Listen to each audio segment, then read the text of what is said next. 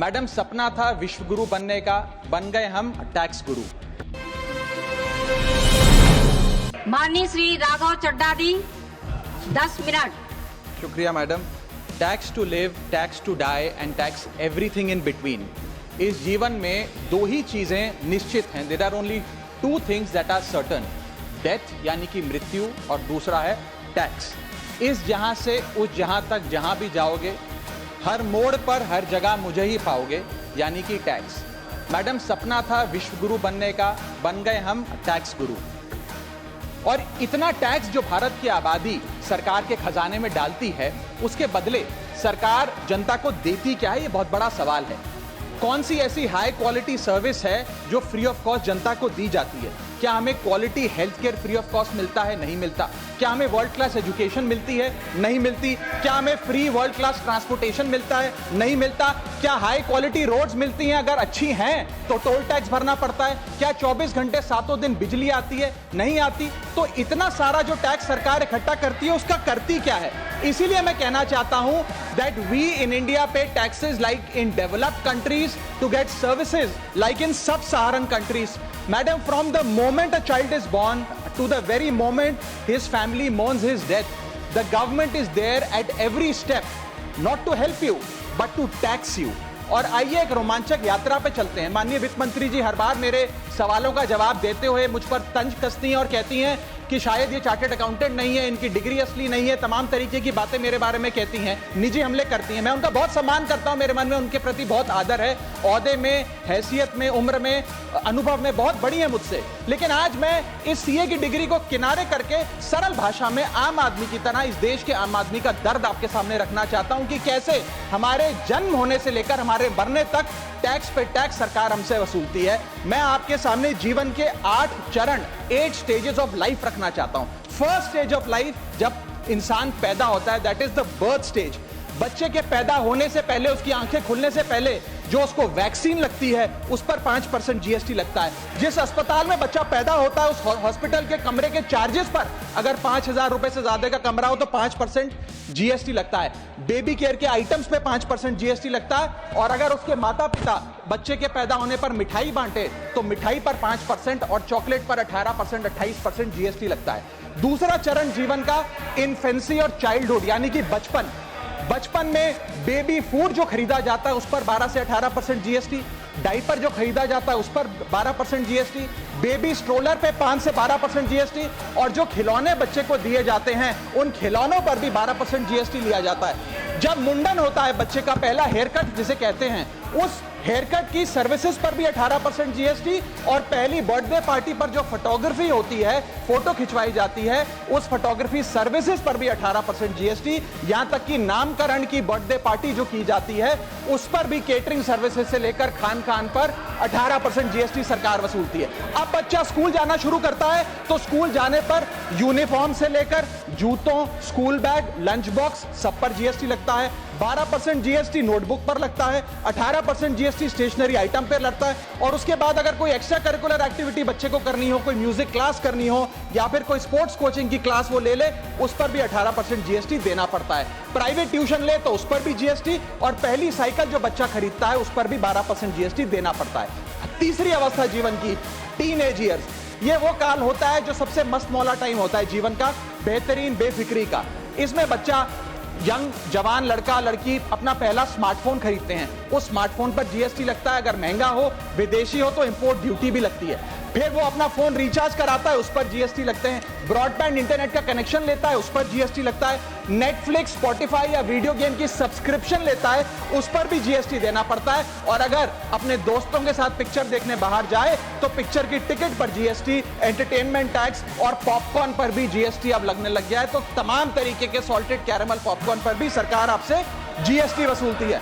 इस बीच जब आप 18 साल के होते हैं और पहली बाइक या पहला स्कूटर खरीदते हैं, उस बाइक और स्कूटर पर आपसे जीएसटी लिया जाता है, व्हीकल इंश्योरेंस पर जीएसटी लिया जाता है, और उसके बाद रजिस्ट्रेशन टैक्स और रोड टैक्स के नाम पर भी पैसा लिया जाता है। जीवन की चौथी अवस्था, fourth stage of life, higher education की। इस हायर एजुकेशन की अवस्था में आप यदि प्राइवेट कॉलेज में पढ़ रहे हैं तो प्राइवेट कॉलेज की ट्यूशन फी पर जीएसटी लगता है, हॉस्टल में रह रहे हैं या पीजी का रेंट भर रहे हैं तो उस पर जीएसटी लगता है, स्टूडेंट लोन की प्रोसेसिंग फी पर जीएसटी लगता है, किताबों से लेकर लैपटॉप तक जीएसटी लगता है। और अगर माता पिता संपन्न हैं और बच्चे को विदेश भेजते हैं पढ़ने के लिए तो फॉरेन रेमिटेंस पर टैक्स कलेक्टेड एट सोर्स सरकार लागू करती है।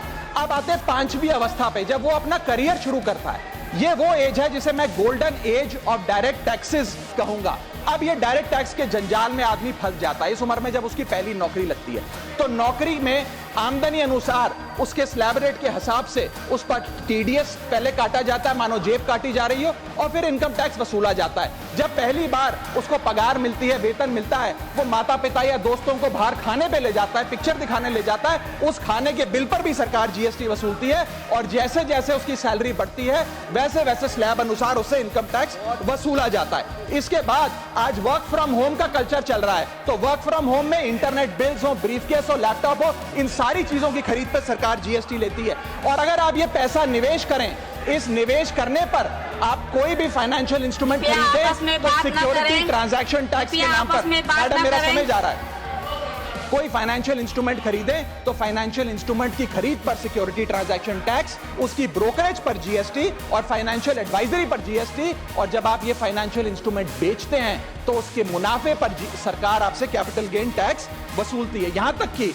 हेल्थ इंश्योरेंस और लाइफ इंश्योरेंस प्रीमियम्स पर भी सरकार आपसे जीएसटी लेती है। इसी सरकार के मंत्री माननीय गडकरी जी भी सरकार से यही गुजारिश कर रहे हैं कि इंश्योरेंस प्रीमियम पे कम से कम जीएसटी हटा दिया जाए। इसके बाद इंसान अपने जीवन की छठी अवस्था में आता है, यानी कि मिडिल एज। इसमें उसकी आमदनी भी पीक पर होती है और उसका टैक्सेशन भी पीक पर होता है, अप्रेजल होता है, प्रमोशन होता है, बोनस मिलता है और हाई टैक्स स्लैब के चलते वो अपनी कमाई का एक अधिकांश हिस्सा इनकम टैक्स में सरकार को जमा कराता है। इस दौर में इंसान गाड़ी खरीदता है, घर बनाता है। जब गाड़ी खरीदता है तो जीएसटी देता है, रोड टैक्स भरता है, व्हीकल इंश्योरेंस पर जीएसटी भरता है, और जब गाड़ी लेकर शोरूम से निकलता है तो पेट्रोल डीजल पर वैट, सेस और एक्साइज ड्यूटी के नाम पर पैसा भरता है। जब सड़क पर गाड़ी चलाता है तो टोल टैक्स भरता है। फिर वो अपना घर भी खरीदता है, जमीन खरीदता है। जब जमीन खरीदता है तो स्टैंप ड्यूटी फी सरकार को देता है। जब कंस्ट्रक्शन मटेरियल खरीदता है घर बनाने के लिए तो कंस्ट्रक्शन मटेरियल पे, चाहे वो सीमेंट हो, मार्बल हो, स्टील हो, उस पर जीएसटी देता है। उसके बाद जब कंस्ट्रक्शन सर्विसेज लेता है किसी बिल्डर से, ठेकेदार से, कॉन्ट्रैक्टर से, तो उस कंस्ट्रक्शन सेवाओं पर भी जीएसटी सरकार आपसे वसूलती है। और जब घर बन जाए तो एनुअल प्रॉपर्टी टैक्स और हाउस टैक्स के नाम पे आपसे पैसा लिया जाता है। और जब आपको पैसे की आवश्यकता पड़े और आप ये घर बेच दें तो कैपिटल गेन्स पर भी सरकार आपसे उस मुनाफे पे टैक्स वसूलती है। और इस बीच शादी तो रह ही गई, फिर इंसान शादी करता है, इस बीच तो बैंक्वेट हॉल बुक करता है, उस बैंक्वेट हॉल की बुकिंग पे टैक्स भरता है। शामियाना, खाना, केटरिंग सर्विसेज लेता है, उस पर जीएसटी भरता है। ज्वेलरी खरीदता है, उस पर जीएसटी भरता है। कपड़ा, शेरवानी सिलवाता है, कुर्ता पजामा, सूट पैंट, उस पर जीएसटी भरता है। यहां तक कि वेडिंग इनविटेशन से लेकर ब्राइडल मेकअप से लेकर हनीमून के ट्रैवल तक हर चीज पर सरकार आपसे जीएसटी वसूलती है।